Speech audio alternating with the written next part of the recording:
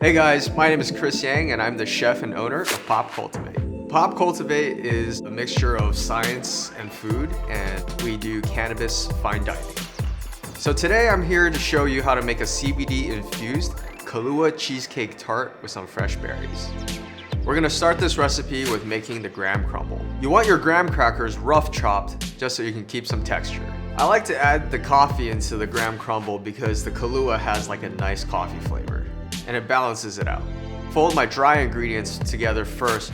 Now that we're fully mixed, we're gonna add our melted butter. You don't wanna overmix it or else the crumbles aren't gonna hold together. You're just looking for a nice smooth texture. Now we're gonna scoop some of the crumble into the tart shells, pack it in, and shape it with any kind of ramekin or whatever you have at home. While it's cooking, we're gonna prepare our cheesecake filling. We're gonna start with mascarpone cheese and cream cheese. Make sure you temp your cheeses to a nice room temp or else the cheesecake's gonna be lumpy. And no one wants lumpy cheesecake.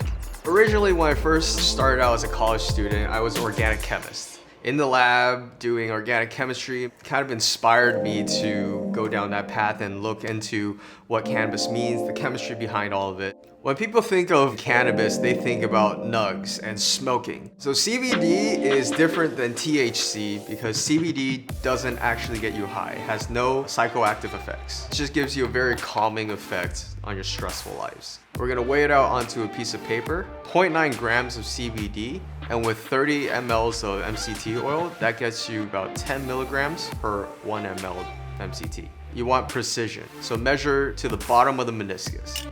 Now we're gonna heat the ground CBD and decarboxylate it.